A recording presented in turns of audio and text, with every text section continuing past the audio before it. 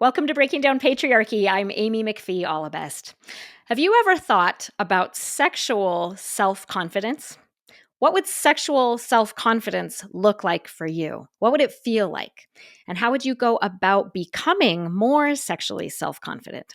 Author and somatic wellness coach Pamela Madsen says that developing sexual self-confidence is, quote, actually kind of simple. You develop sexual self-confidence the way you learn any skill. You find educational resources, emotional support, teachers, and programs that fit you the best. You decide that you want it, and you make the investment of time, energy, dedication, and resources. You dive in and you practice until you get good at it, and then you don't ever stop practicing. And the good news, she continues, the good news about sexual self-confidence is that it will probably cross over into other areas of your life. Having a sexually alive life will flow into every other aspect of your life. I've seen it again and again. That's the end of that quote. And today I am so excited to have a conversation about sexual self-confidence, about other sexual and among other sexual. Oh gosh, Pamela, this is so silly. Okay, we edit this a little bit at the end. I'll start that sentence again. So today I am so excited to have a conversation about sexual self-confidence, among other topics, and that promise of whole life empowerment with Pamela Madsen. Welcome, Pamela. Welcome. Thank you for having me, Amy. It's such an interesting topic, especially right now. Hmm. Right now in the universe, the way things are developing across our country and around the world, and the rights of women, actually being rolled back. Mm-hmm. And so, sexual self-confidence comes from the belief, the root. The root is, I know my body. I'm in charge of my body. I make the rules for my body. My yes and my no count. Hmm. My voice counts. When we talk about sexual self confidence, we're also talking about sexual authenticity. We're talking about sexual wellness. We're talking about sovereignty. Mm-hmm. And, I keep saying to women right now, nobody's coming to save you. Like, there's no great big white knight that's coming to save you. And so how does one show up for themselves in the world that we live in right now? And I think the key is also the root of sexual self-confidence, your embodiment. How self-confident are you literally in your body? Mm-hmm. How safe are you in here? How safe do you feel inside your own body? Because if you don't feel safe in your own body, well, then it's harder to, the sort of what's the foundation? What's the bones? Right? We Mm-hmm. need to stop feeling hypervigilant around our bodies. And that's cultural, that's visual, judgment, shame about how we look and how we dress and how ageism, all the things around how we are perceived in our own physical body, how we perceive ourselves. That's the bones of sexual self-confidence. Because if you're not in your body, if you're not clear about who this woman is, then you are at the mercy of the patriarchy. Mm-hmm. Because then you're just a little marionette Mm-hmm. being told what to do and what to think, and don't you worry, little girl, we'll take care of you. And even if you don't know what's best for you, Mm-hmm. we do. We'll take care of it for you, little darling. You don't Mm-hmm. have to worry your little head about this. And so we are infanticized and we are commodified by, honestly, mostly by our looks, Yep. and then maybe around our earning power. But it's usually a very visual thing. So women need to do the work around reclamation of body self-confidence around body, safety around my body. Here's a litmus test, Amy. Can you walk in a mall and look into people's eyes and smile? Mm-hmm. Can you, when you're getting your coffee, can you say to the barista, wow, that's a great shirt? Can you make contact with other humans? Or do you look away? If somebody's walking towards you, do you do that? Do you look down? Do you take out your phone to avoid connecting with other people? A sexually self-confident and a sexual, not even just sexually, but an embodied woman, a woman who's confident in her power, will make eye contact, will smile, will offer compliments, won't look down, won't take out her phone, will say silly things like, huh, you're going to the ninth floor too, me too. Like Mm-hmm. you're able to make small talk. You're not isolating. What a cute kid that is in your stroller. Mm-hmm. So you can kind of give yourself a little litmus test. What do I do when I'm in the mall? And then can you practice being seen?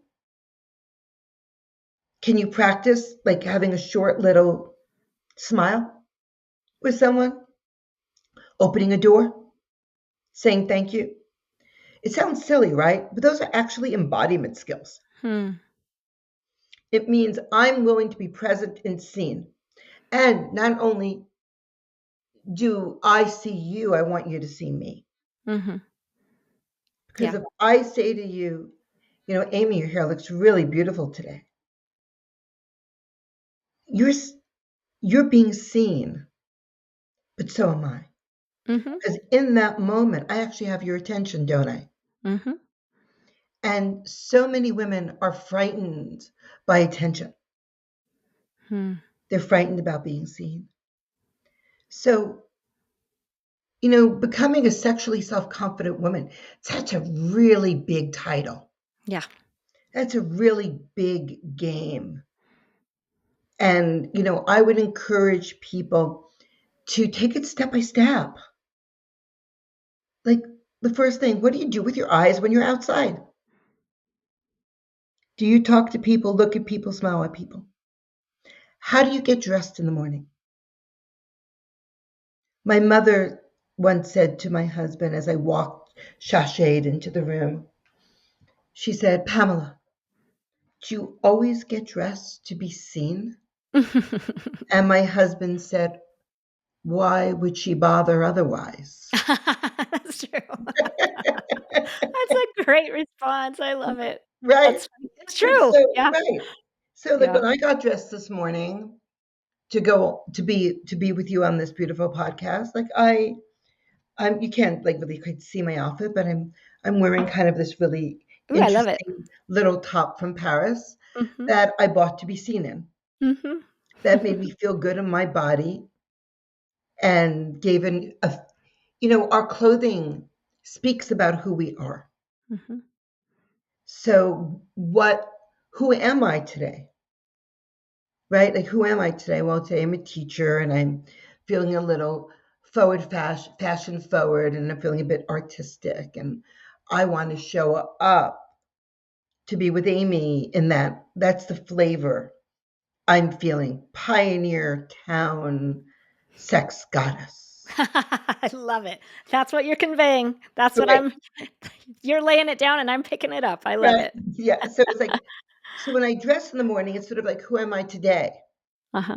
How do I want the world to perceive me today? That's I just gave you another tool. Mhm. So Mhm. we started with eye contact, connecting with the world, Mhm. seeing how safe that can feel. Can Mhm. feel courageous. Remember that you're not being courageous if it's easy, Mhm. Mhm. True. right? Yeah. So if it feels courageous, well, snaps. You're right in the. We don't want to push past people's boundaries, but we want to move their edges. Mhm. Mhm. Yeah. And so, if it's edgy for you to put on an outfit that somebody might notice and actually even compliment you on. Mhm. Good job. Like you're putting yourself out there to be seen.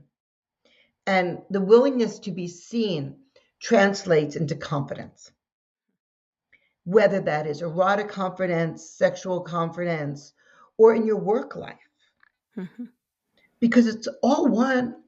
We're whole women. You're whole. The parts of you that you dislike, your shadows, your addictions, your habits, where you're generous and smart and sexy and willing, they're all there. You don't get to be half a woman.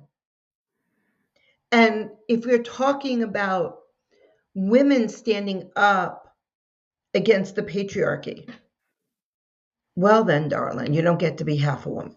Mm-hmm. Yeah. And you need to be a whole woman. And that takes work. And I think that people are looking for, 5 easy steps to become a sexually confident woman. And I'm like, well, there aren't any. What it requires is what you read in the beginning, a willingness to actually embrace your shadows. So maybe I have a fear that if I show up in the world as a sexually confident woman, as a confident woman, as an embodied woman, that I will be shamed by my community. I'm not being, a good or obedient wife or partner or employee. If I use my voice to stand up to power, which is a term that I use a lot, because yes, this can be patriarchy, but not to like muddy the waters too much. Hmm. Um, it can also be women Mm-hmm. that we have to stand up to Oh, for sure. Yeah, because women uphold patriarchal systems all the time. all It's the time. just how it works. We all swim in the water, so we all absorb it. Well, I'd love to start with your story, Pamela. Speaking of a whole woman, I'd love to know, or I'd love to have you introduce yourself a little bit and tell us kind of where you're from and then just a couple of key points on your life path that brought you to where you are today and the work that you do today. Absolutely.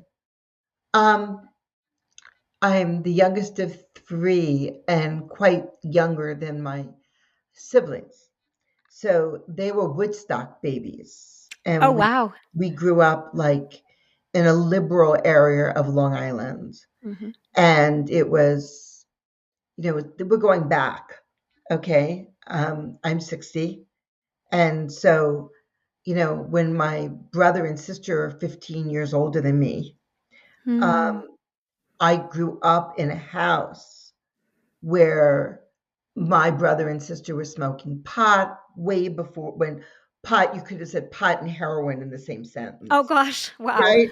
You know what I mean? It was just like, it was illegal. Yeah, It yeah, was naughty. You weren't supposed to do it, yeah, right?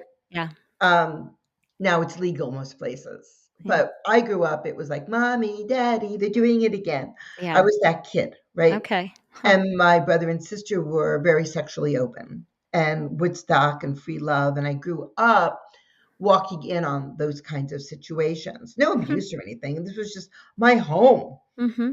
My mom and dad traveled for work, and I was often in the care of my much older siblings. Hmm. And I think the reaction to that was I became conservative. My rebellion was not to be an even wilder, sexier, opener person. Okay. Um, like most people, we do the opposite of what we're raised with. Hmm. So I met my husband at 17 Hmm. and got married before I was 20, and I've been married for 40 years. Um, and then I had my own moment, and it happens to a lot of women between the ages, I would say between the ages of 40 and 60, because we're living longer, so that span. Mhm. And it's like you might have, and I know that's not everyone, you might have been raising children. Mhm. And they are now old enough where they're not asking you to take them on play dates. They just would like $20. right? It's like a different place. Mhm. And you've been climbing the corporate ladder and you're finally in the place where you want to be professionally. Your relationship may or may not be in the place you want it to be professionally, but you have stopped doing a marathon swim and you have enough space and time around you to actually sit in the ocean, tread water, and look around you. And that's what happened for me. I was 42. Everything was where it should be at that point. I'd gone through infertility, and we could talk about that another time or later. And I had my children through in vitro fertilization, and they were now teenagers. And I had been married for 22 years. And I was watching my girlfriends. And my girlfriends were cheating on their partners. We Mm. didn't have fancy words when I was 42. We didn't have polyamory and ethical non-monogamy and all the words. I'm not making fun of it, and I'm not saying it's obviously different things. We had a different consciousness about extramarital stuff.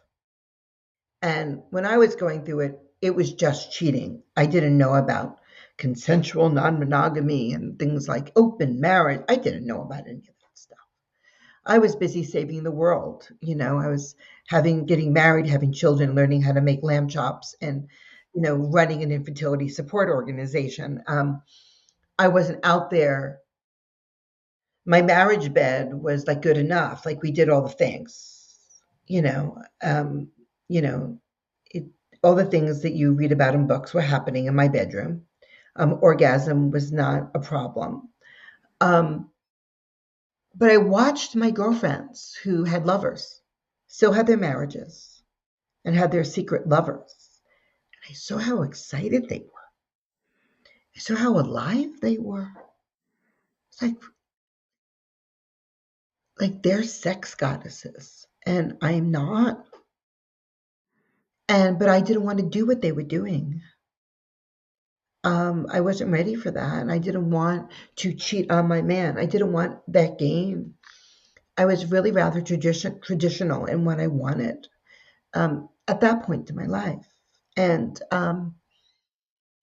I went for I used to go for massages, regular massages. And my massage therapist was gay. And he was telling me about these erotic massages that he would get. And he would talk about all these things and how it was saving his marriage and how he was growing as a person.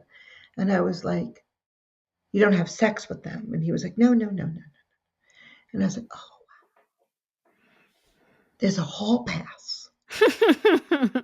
Like I could, I could do this and not have actual intercourse with somebody else and break my marriage values and explore me. Because I was really interested in exploring me. Like what, you get, I had a workout coach, nutritionist. Like I needed a sex coach. And I needed somebody that was going to help awaken me. So to shorten the story, and they could read my book Shameless and get the whole thing. Mhm. But I found my way into the sacred sexuality underground. And that's what my book is about. And found my way through it and had good experiences and not good experiences with practitioners holding boundaries and things like that. I was never raped or anything like that. Nothing nefarious ever happened to me. It was just my comfort level would vary and what I would get would vary. And so I got really curious. I kind of wanted to look under Mother Nature's skirt and like understand this somatic work. Mm. Like, what is this somatic work? What is sexological body work? What is sacred intimacy? What are these terms? And so I signed up for the course and I took the training to be a sexological body worker, which is a terrible name. I, I like much better somatic sex educator than the word Mm. soma through the body. Mm. Um, and I took the training, never expecting to actually use it. And I'm not going to go into all the details. Again, people can read the story if they're curious about my story. Easy to find on Amazon. I left fertility. I left my organization. And I realized that all the women I had been working with who were going through infertility were dealing with body betrayal, and body image issues, and were cut off from their sexuality, and that there wasn't like a safe enough place for women to go to get what I was getting. Hmm. And it was quite a journey for me to get to where I was and what I was getting and my understanding of what women needed as opposed to men. Because anything to do with sexuality has been actually geared towards men. Hmm. Like if you wanted to have any kind of experience and you were a man, didn't matter if you were gay, straight, or bisexual, if you had the proper genitals, you could get whatever you wanted to get.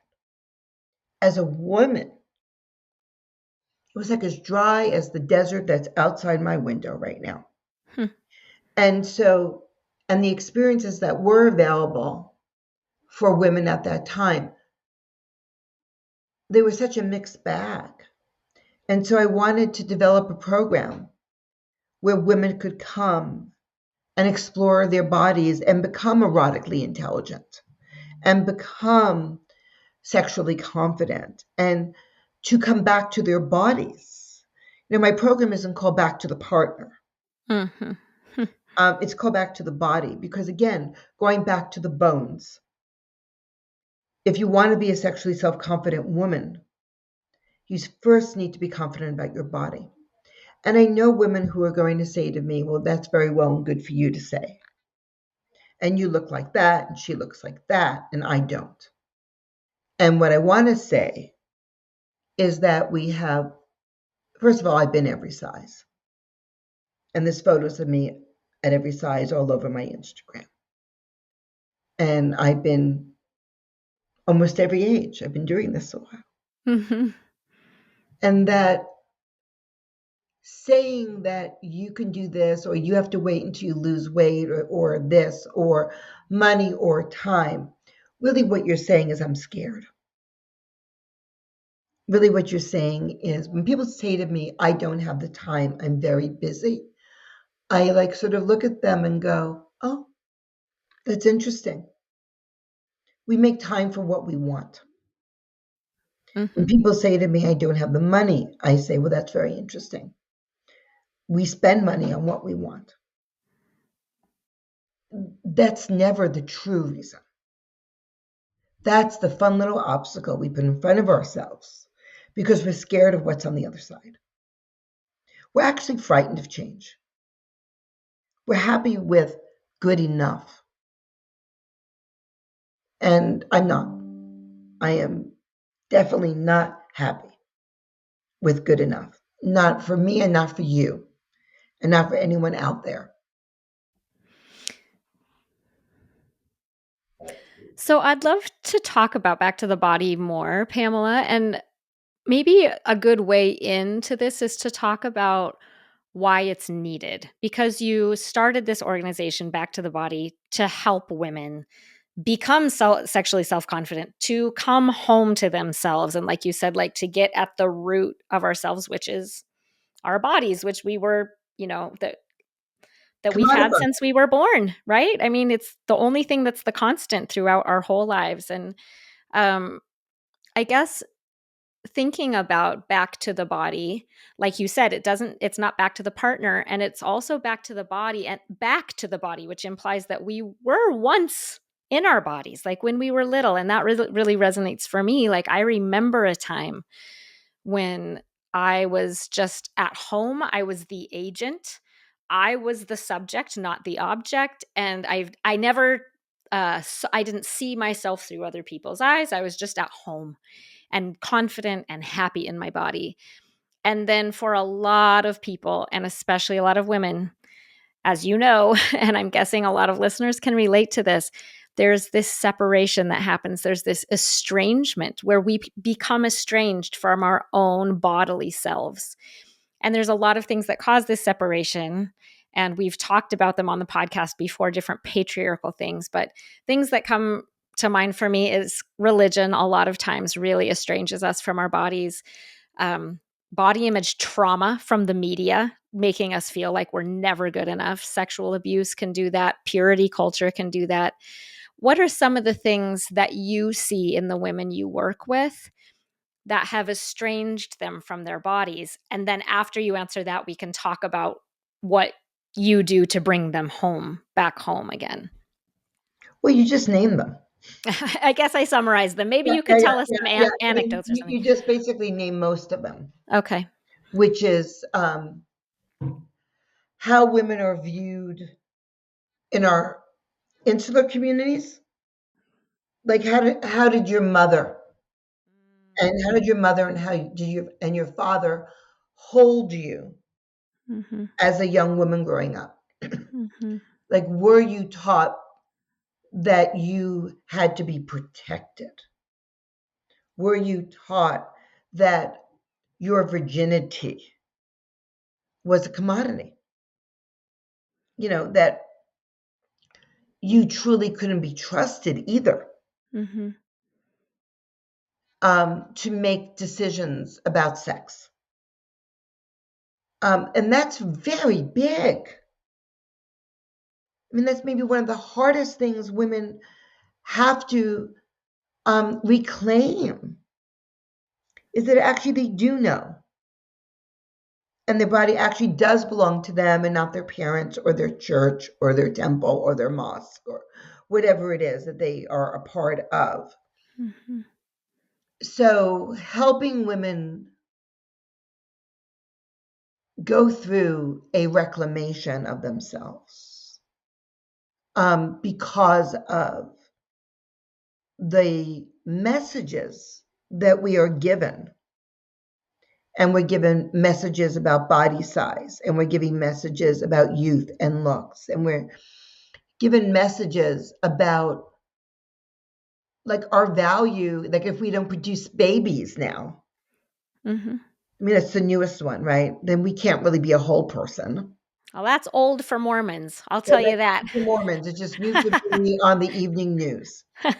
You know, yeah, right. and I don't want to be political about it, and at the same time, this is political. That this is where our country is right now. We voted for. We, whole country, voted, and we have voted for cheaper egg prices versus the dignity and welfare and health of our women. That's what's happened. That's just a small piece of what's happened, but it's a piece where my lens goes. So there's all this other noise, right? I don't pay, honestly, Amy, I mostly am paying attention to the messages that are being given to women right now. And what's so frustrating is that we have women who have been fighting against this for like 50 years, right? And we're just getting out on the other side of it, and it's back. It's back. We're going to do to women even if they don't want it, and they're not whole unless they have children, and they should be married and making lamb chops, and it's like, wow. So now we have a whole other generation. The women who have not recovered yet, who may be in their 40s, 50s, and 60s, are now doubly reinforced again. And the young women who are coming up are now being given this message. So the message is, you are a commodity, not a sovereign woman, not a sexual. How can you be sexually confident when you're not in control of your body? And that's where I come back to, nobody's going to save you. That women, actually, it's your job right now. If you're a woman out there, it is imperative for yourself and for your daughters and your sisters and all of womankind to get right with your body right now. Because if you're not right with your body and you're not right with your sexuality, there is no way that you're going to be able to fight the fight against patriarchal models, because you will practice the art of enduring and appeasement. And women have been really good at the act of enduring and the act of appeasement. That has nothing to do with sexual self-confidence. That's about being a tool of the patriarchy. Mm-hmm. And so my work,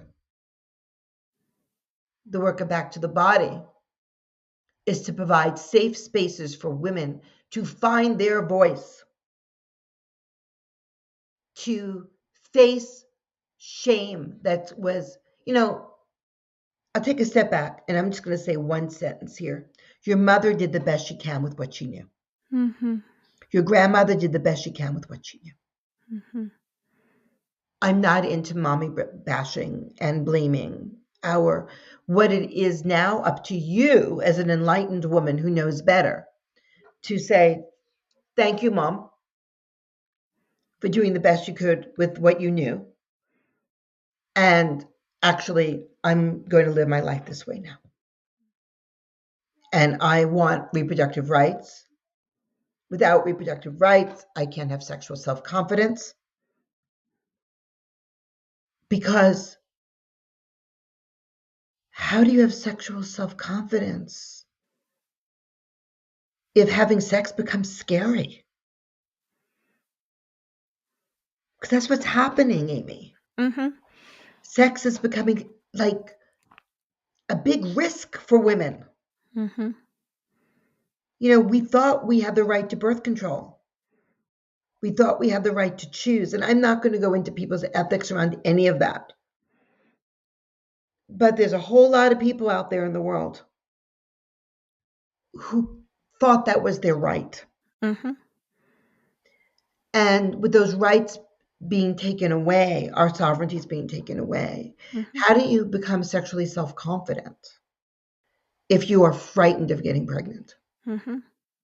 And I would say too, like even just the message, just the cultural messaging of like, wait, who makes decisions for my body?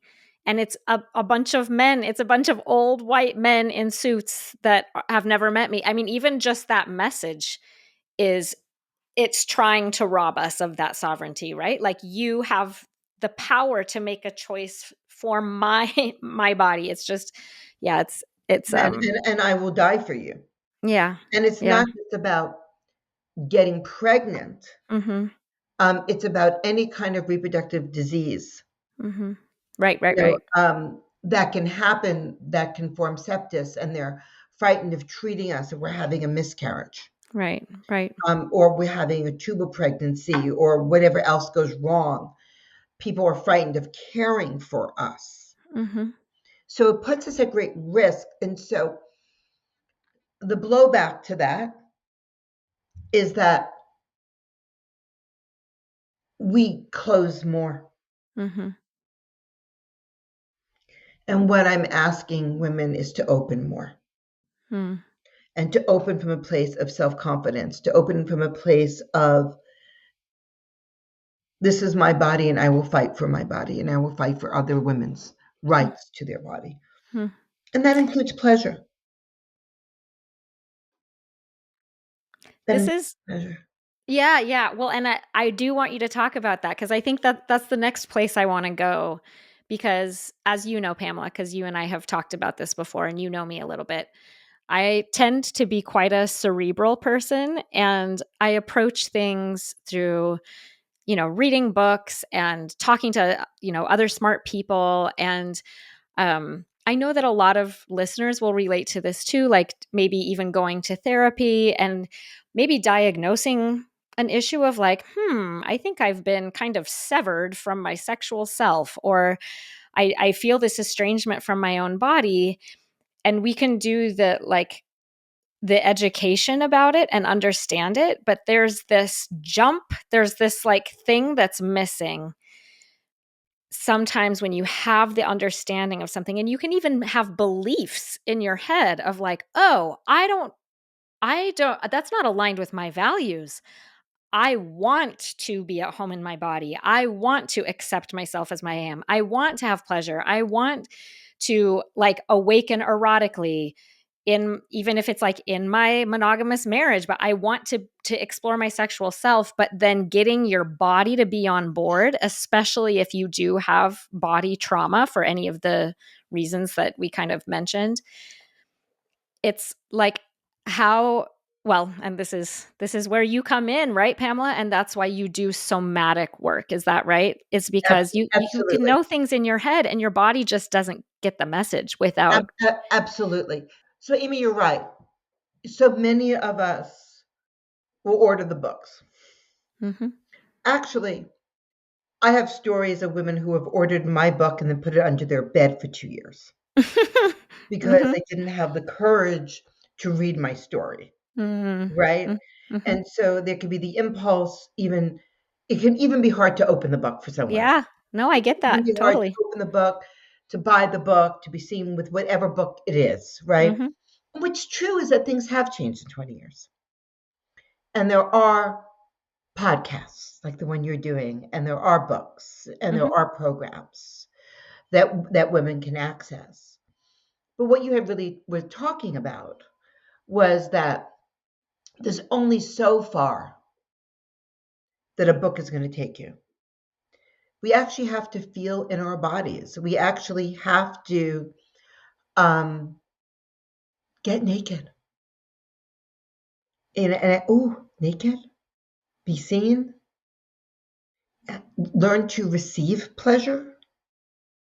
Um, so what this work, what the back to the body method is all about, which is based in the roots of sexological body work, is that it is a boundaried relationship. It's a professional relationship. My practitioners are not what you would be known as sexual surrogates, which are an important profession who help men and women who like don't know how to do a relationship in any form and need to be taken through what a relationship arc would look like. I don't do that. Our work is focused on a woman, on her ability to identify, maybe for the first time, what actually feels good in her body. So our practitioners remain clothed. They don't have relationships with our clients. My practitioners have been with me, many of them between 15 and 6 years, like a long time. Um, they're professionals. We mastermind every night amongst all of us about what's happening with the women who are with us in immersion on retreat. I come from a background of science. I was the executive director and founder of the American Fertility Association. And what most women know about their biological clock, they know because I did a study Hmm. of 17,000 women around the world and what they know about their fertility. So I have presented in front of, a room of 6,000 reproductive endocrinologists. I testified before the FDA and the CDC. And so what I'm trying to say is I'm not like a new age quackerjack. Okay. And not Mhm. that and many of my friends are. Mhm. And that's great, but I'm not. I'm kind of a serious woman, Mhm. um, dedicated to helping women find their way back into their bodies, to find their voice, to speak back to power, to be able to ask for what they want, to know what they want, and to become embodied and to become individual forces of nature. Because that's what the world is needing right now, is it's needing the feminine, like to rise. And what we're doing here is helping women move through shame, trauma, society expectations. Women who are connected to, it's so hard. It's so hard because people don't understand that pleasure is actually healing, Mhm. that we heal through pleasure. And what I was getting to about being a woman of science is there is an IRB study about the work that I do that was Mhm. published. And I'm sure you can put a link to the information that people can read. It's a 45-page quantitative and qualitative study. And the reason they were able to do the study, and this is important for listeners, because what I hear from women all the time is, but how will this work for me? Mm-hmm. Or this won't work for me, or this isn't right for me. What we learned through the study is that women who chose touch and pleasure and support in immersion containers that were held by us started to have what they call genital self-esteem. Mm, They that's started so powerful. they started to feel good about their vulvas. And they Mm-hmm. stopped having stories about their vulvas being deformed or smelly or weird. So many women, if you had couldn't pick their vulva out of a lineup. Mm-hmm. And so to be able to recognize your vulva, know her. Um, what we learned was that women found their voice. Women were able to ask for what they want, know what they wanted. Women found out about arousal and orgasm. Women released trauma through these experiences and they healed their relationship with other women, which is critical if you're talking about wanting women to rise up. We need to rise up together. And women being able to actually initiate sexual encounters. That's big. Mm. And if you're worried that it won't work for you, well, this is a repeatable model. Yeah. And that's why they studied it, Mm-hmm. because I have this very fabulous little recipe that I have that supports women through a week-long process. And what's really quite lovely to say and hard to say is that this isn't a sales pitch because I hardly have spots open. My 2025 programs are 75% sold out, and we're planning 2026. So this is not about wanting to sell you a program. It's about trying to alert women that somatics, touch, becoming a sexually confident woman, becoming an embodied woman, getting the tools that you need is not frivolous. It's what you should be putting in front of your life. Because women who do this work and who become embodied and who become sexually self confident, step by step by step by step, titrated. What happens on day 4 doesn't happen on day 1. Mm-hmm. Like women are held, they're onboarded to be able to do the work. And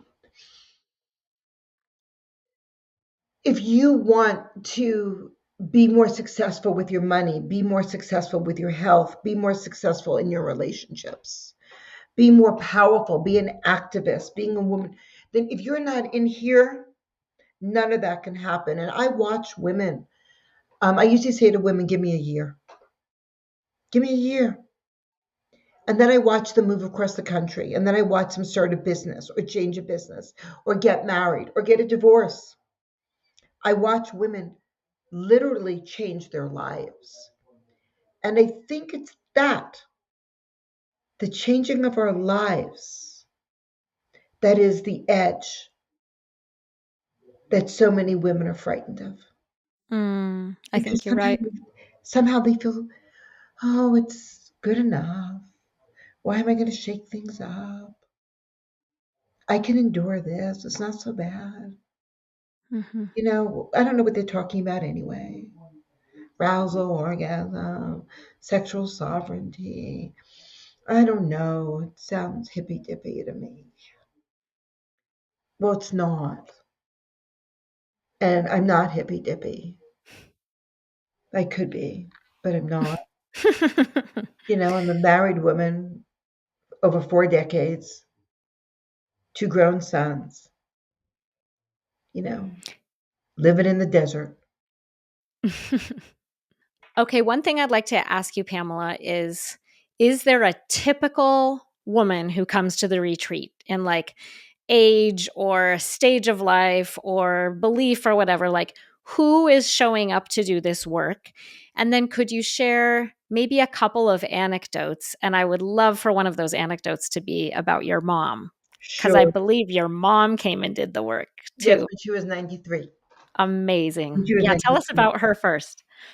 Well, my mom has passed. She passed at 96 2 years ago. And at 93, before COVID, Hmm. before COVID happened, um, she I invited her to come to a retreat in Maui. And she came. And if you want, Amy, you could put the link to the YouTube and people can actually watch her interview, which is fantastic and public, and can find it on our YouTube channel. And what she talked about was that how women, after she had this experience with her practitioner, that her body still worked and Mm. that women are fed a myth that after menopause, it all goes away. And it's not true. And that at 93, after not having, you know, any kind of sensuous touch in her life, her body responded the way she remembered it responding. And that, and how important that was, and how women have been sold a bill of goods about menopause and aging and sexuality and what was possible. Hmm. And so, who are the women? They're incredibly bright women. They're oftentimes professional women. Hmm. You'll find doctors, you'll find lawyers, you'll find psychotherapists and teachers. You'll find all kinds of women, housewives, or women who are married, or women who are single, women who are divorcing, women who are getting married. The age range is more typically between the ages of, I would say, 40 and 70 are typical. Hmm. I get a lot of 35-year-olds, Hmm. and I get a couple women in their 80s. Hmm. And my mom cracked the ceiling at 90. What does that tell us? Sexuality is evolutionary. Sexuality doesn't end. Hmm. Whoever named menopause must have been a man, because there isn't a pause. It's more like menoplay, menosexual, menocurious. Menopause is not a disease. It's a stage of our life that actually can give us a tremendous amount of freedom, where we can stop worrying about some of the things that we worry about as women, erotically.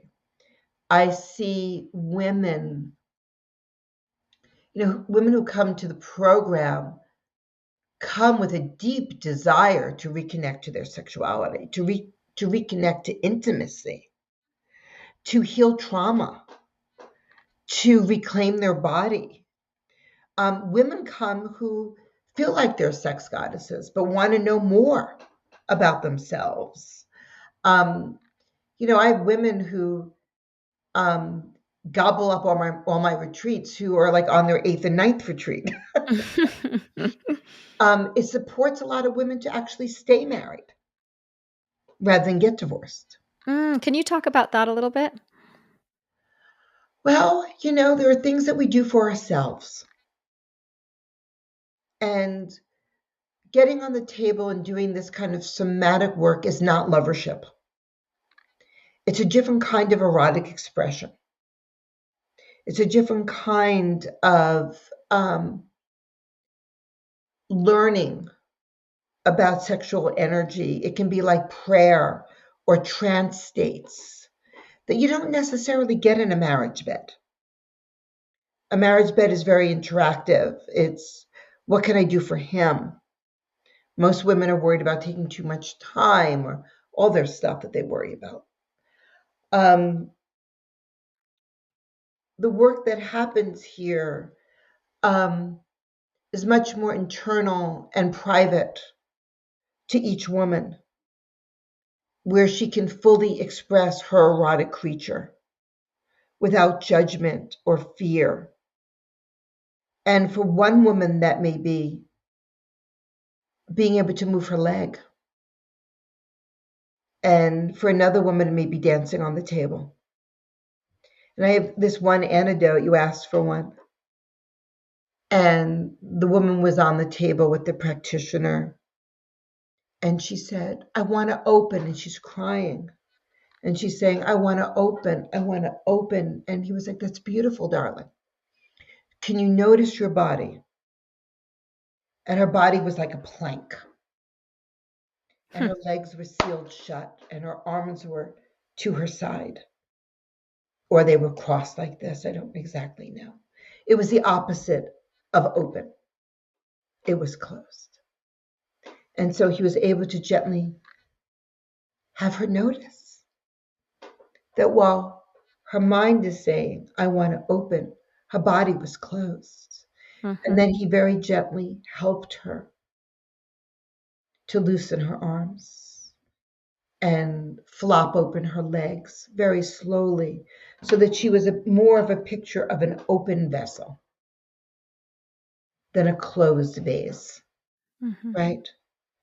And so often we say we want something, but we don't actually really understand somatically that we are behaving completely differently.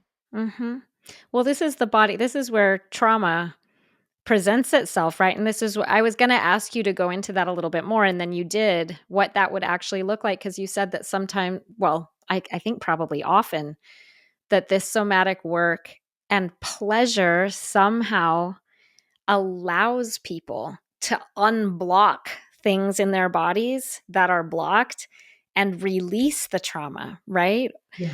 Um, Through sound, through yeah, it's interesting. movement, Mm-hmm. through touch, Mm-hmm. through pleasure. And we don't even exactly know Mm-hmm. why.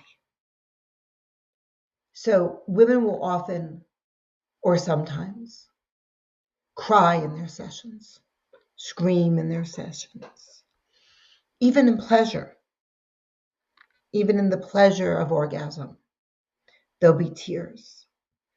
And what's happening is their body is somatically like a sponge being squeezed, releasing trauma. Mm. And they feel better and they feel like there's more space in their bodies. And we don't really know yet, but what's the science behind that? Mm-hmm.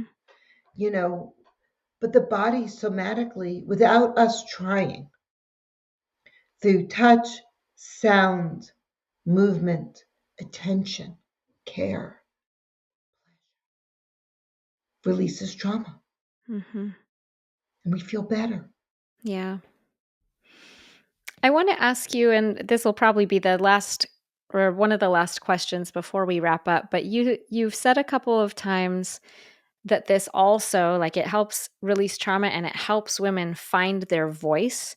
And I know that you have before used the term like an open channel from vulva to throat. Yeah.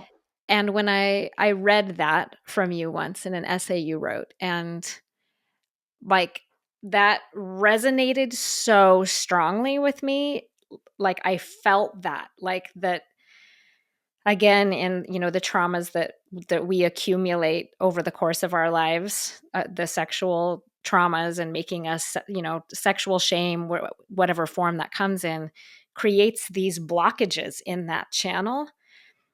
And so I wondered if you can talk about that and maybe with an example that you've had or that you've seen of opening that channel. And again, it's kind of this mysterious thing that the pleasure, the acceptance of the sexual self, the allowing the sexual self to be what it was created to be somehow opens that channel and like Well, we actually stop gaslighting ourselves. mm, hmm, So when we open that channel, when we're able to actually hear Your body is telling you things all the time. Mhm. We don't listen. Mhm. We actually, you don't need men to do it. You can do it. Mhm. We gaslight ourselves For all sure. the time. Yeah. And so what happens when we start to rebuild sovereignty in our bodies, right? Sexual authenticity, who we are, we start to be able to hear the voice that our body is Mhm. telling us. And you call it your intuition, you know, believing your body, believing your body. And when your vulva is open, she's a channel for you. Women, you have the womb of creation in your body. We are different. That's why we're so scary for men, is because we hold creation in our body. And if your pelvic floor is clenched, then your throat is clenched. If your pelvic floor is open and wide, your throat will be open and wide. The same cells that are in your throat are in your vagina. It is a chain and it is a loop. And when we get that flowing, magical things happen for women. They finally say what they need to say. They don't just walk out. They actually can stay for repair. We say all the time, Mhm. stay in with no promise. But if you're closed, if your pelvic floor and your vulva and your throat are closed, you're more likely to respond to difficult situations in one of two ways: appease, Mm. endure, Mhm. or walk out. Mm. I mean, why is our divorce rate so high? Because we don't have a voice, so we leave. Or we don't have a voice, and so our partner is so frustrated with this closed up woman that they leave. Mm. So if we can open our channel, we can receive more, we can speak more, we can share more, we can learn about repair, we can learn about staying in with no promise. We can create new lives. I mean, I've seen women move from one part of the world. I have a woman who, I swear, after each retreat she moved. So she moved to Hawaii because we had to, and then she moved to Mexico now, and she's built this extraordinary life for herself in Mexico. She changed her life. She looks different, she talks different, and she's not frightened. And you could say, well, I'm not frightened. All right, maybe you're not. But when you walk down the street, are you looking around? Are you hypervigilant? Are your eyes down? Are you like pretending you're on your phone? Like, take a look at yourself. Are you an open vessel that's ready to like change the world? Are you covered in armor Mhm. and can barely move? Mhm. I want to see women all as open vessels because we I need love them right now. I love that, Pamela. One thing that I'm like learning in my own self as I'm hearing you talk about this is kind of when you said like our bodies are communicating to us all the time. And I'm connecting that to what we talked about of like that being, again, I use the word severed because that's kind of what Mhm. it feels like sometimes to me. That's what I've experienced a little bit is that sense of being severed from sexuality is being severed from our own true selves, severed from that person that we were when we were young before all the damage got done. And so, like, healing that, bringing that back together, creating that healthy channel. I mean, that's to me, that just makes sense to me now. Like, why that would be so healing and then also empowering is because then we've got all the parts of ourselves. You talked about being whole women at the beginning of the episode. We've got that little girl that isn't so scared anymore to come out. And we've got that teenager with raging hormones that's finally like, you're listening to her. You're not like slapping her hand and saying no when she's Right. saying yes, or saying yes when she's saying no, I don't want that. And you just say, okay, I'll listen to you now. Right. I will listen to you, and bringing all the parts of ourselves into like conversation and into the family, and then we can have our full power. It just kind of is all coming together for me in a really beautiful and powerful way. So if I can ask you one last question as we leave this season, one of our themes is action. Like, how do we take action, even if it's small? So I'm wondering if you could leave our listeners with just a couple of things wherever they are. And, people are going to be listening to this in vastly different places sexually where they are in their evolution. But what are a couple of things that you would say, do this? Do this. Get friendly with your own vulva. Actually touch her. Look at her. Tell her nice things about herself. Hmm. Um, get friendly with your body. You don't have to love your body. You don't have to think, oh, self-love. Oh, I love this. Or, you know what? We all have different feelings about our different parts. But you don't have to always love. Can you get friendly? Hmm. Can you start to accept yourself? Hmm. Do something that requires some courage. Maybe for you, it's buying that first book. Maybe for you, it's attending one of my virtual programs or attending one of my portals, which don't involve you getting on a table and receiving full somatic work. A 3-day event. Call, get a free consultation, tell your story.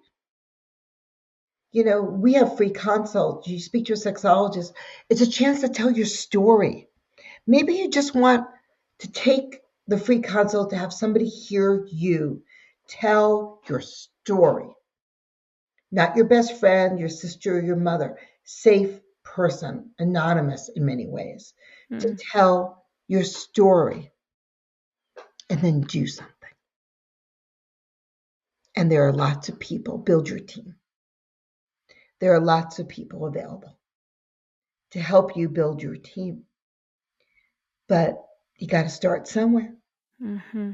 And if you don't start, I'll see you next year on the same podcast. You'll be wearing the same gray sweatshirt, right? You'll be on your couch, and a whole year will have gone by of your life. And to me, that's sad. Mm. Yeah. So you don't have to know if it's going to work for you. And I'm going to tell you that it will. I love that. Well, that's the perfect way to end too, because to wrap up, I'd love to have you tell listeners where they can find your work. Sure. Well, I'm at backtothebody.org. They can find me on social media at Instagram at the Pamela Madsen, on Facebook, Pamela Madsen. I'm verified in all those places. It's the real verification. It's not the paid for one, because I'm that cool. And I'm not hiding. I'm not hiding. And we have a 6-month sovereignty program starting in January. I don't know when this is going to be released. It's going to be running every 6 months. And so it's virtual, and you can also be in person. And the virtual is not expensive. And so there are baby steps that women can take. But if you don't do anything, you're going to be exactly where you are tomorrow. Yeah. Well, Pamela Madsen, thank you so much for this conversation, and thank you for your work. This is so important, and it really, just to summarize again, the incredibly inspiring vision I have of like individual women finding themselves and becoming, like, reaching their own potential is so beautiful. And then the collective power of just women Mm-hmm. being, again, connected to themselves and speaking and not inhibited. It's a pretty inspiring vision. So thank you so much for your work that you're doing in the No, my world. And pleasure, Amy. This was lovely.